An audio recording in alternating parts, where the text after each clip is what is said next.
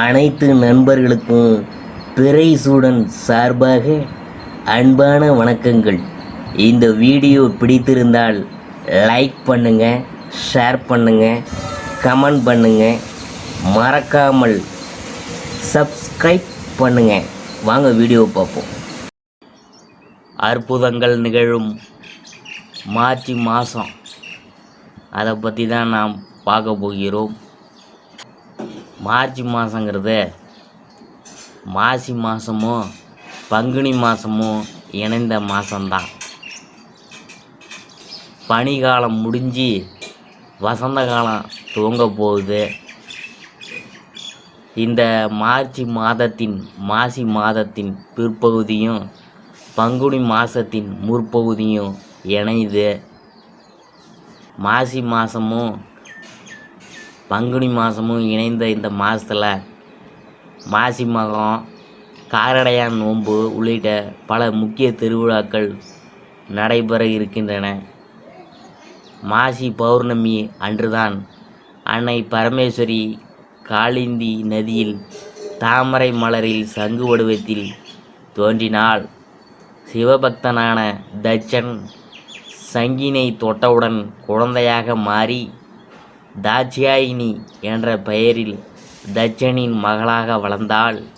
எனவே மாசி பௌர்ணமி அன்று அன்னையை குங்குமத்தால் அர்ச்சித்து வழிபட எடுத்த காரியங்களில் வெற்றி, வாழ்வில் இன்பம் ஆகியவற்றை பெறலாம். மாசி பௌர்ணமியின் தான் சிவபெருமானால் மன்மதன் எரிக்கப்பட்டான். இந்நிகழ்ச்சி காம தகனம் என்று அழைக்கப்படுது.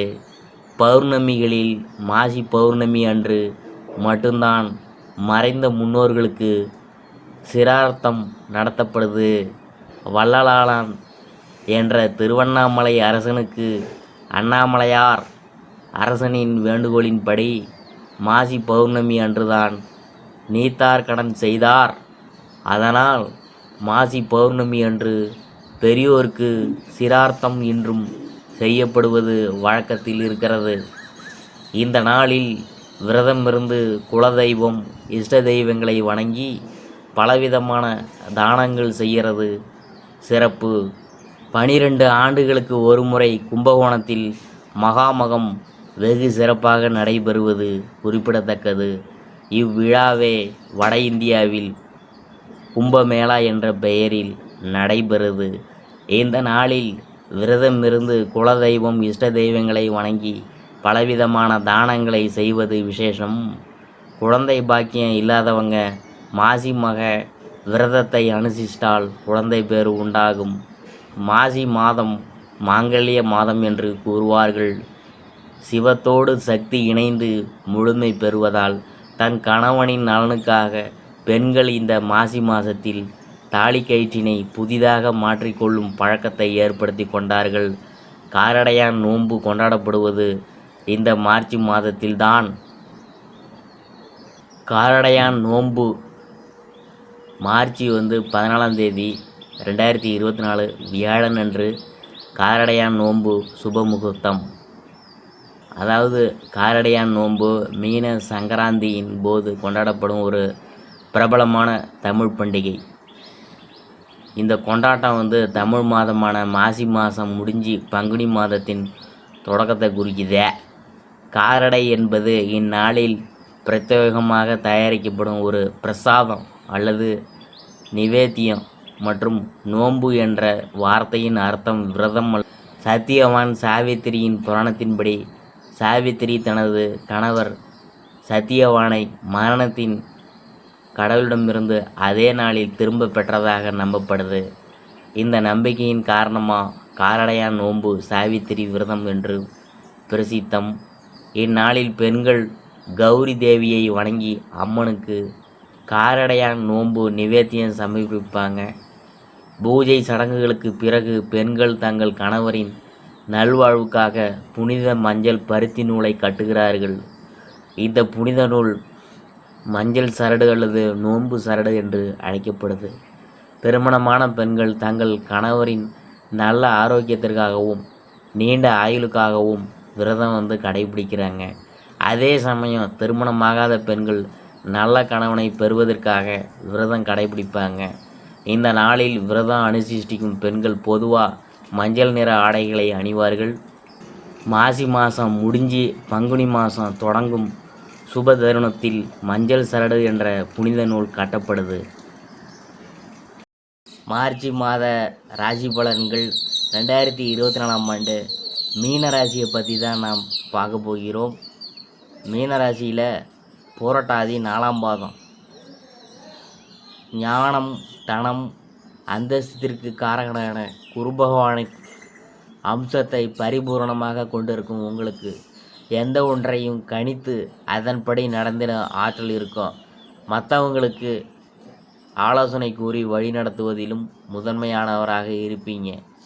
இந்த மாதம் குரு பகவான் தனவாக்கு குடும்பஸ்தானத்தில் சஞ்சரித்து 6, 8, 10 இடங்களை பார்க்கறதுனால உடல் ரீதியான சங்கடங்கள் விலக ஆரம்பிக்கும்.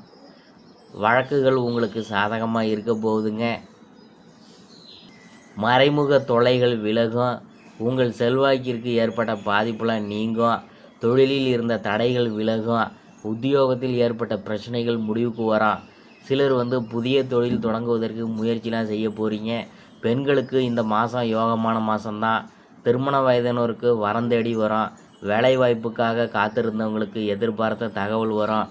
வெளிநாடு செல்வதற்கான முயற்சித்து வந்தவங்களுக்கு எதிர்பார்த்த அனுமதி கிடைக்கும். குடும்பத்தில் இருந்த சங்கடங்கள் விலகி நிம்மதி உண்டாகும். விவசாயிகளுக்கு யோகமான மாதம்தான். மாணவர்கள் கல்வியில் கூடுதல் கவனம் செலுத்தி அதிக மதிப்பெண் பெறுவாங்க. அடுத்தது பரிகாரம் என்னன்னு பார்க்கும்பொழுது தட்சிணாமூர்த்தியை வழிபட்டோம்னா தடைகள்லாம் பறந்தோடுமுங்க. அடுத்தது நாம் பார்க்க போகிறது உத்திரட்டாதி. ஆயுள் மற்றும் கர்மகாரகனான சனி பகவான் தனபுத்திரகாரகனான குருவின் அம்சத்தில் பிறந்திருக்கும் உங்களுக்கு நிர்வாக ஆற்றல் நிறைந்திருக்கும். சுயமாக முயற்சிகள் மேற்கொண்டு அதில் வெற்றி பெறக்கூடியவங்களாக இருப்பீங்க. என்றாலும் சில தடைகள் உங்களுக்கு இருந்து கொண்டே இருக்கும். இந்த மாதம் உங்கள் குடும்பாதிபதியும் பாக்கியாதிபதியும் செவ்வாய் லாபஸ்தானத்தில் சஞ்சரிக்கிறதுனால உங்களுக்கு இருந்த நெருக்கடிகள் விலக ஆரம்பிக்கும்.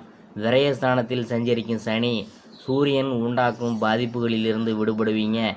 தெய்வ அனுகூலமும் பொருள் சேர்க்கையும் ஏற்படும். வியாபாரத்தில் இருந்த தடைகள் நீங்கும். போட்டியாளர்கள் விலகி போவாங்க. புதிய இடம் வாங்கும் முயற்சி, புதிய வீட்டில் குடியேறுதல் என்ற உங்கள் எண்ணெல்லாம் நிறைவேறும். சிலர் புதிய வாகனம் வாங்குவீங்க. சுக்கிர பகவானும் இந்த மாதம் முழுவதும் உங்களுக்கு சாதகமாக இருக்கிறதுனால பொன்பொருள் சேர்க்கை உண்டாகும். அலுவலகத்தில் ஏற்பட்ட பிரச்சனையை பேசியே நீங்கள் தீர்த்து விடுவீங்க. எதிர்பார்த்த இடமாற்றம், பதவி உயர்வு போன்றவை சிலருக்கு ஏற்படும். பெண்களுக்கு குடும்ப பொறுப்பு அதிகரிக்கும். வேலையில் இருந்த நெருக்கடி விலகும். வாழ்க்கை துணையுடன் சில சங்கடங்கள் தோன்றி மறையும் என்கிறதுனால வார்த்தைகளின் நிதானமாக இருக்கணுங்க.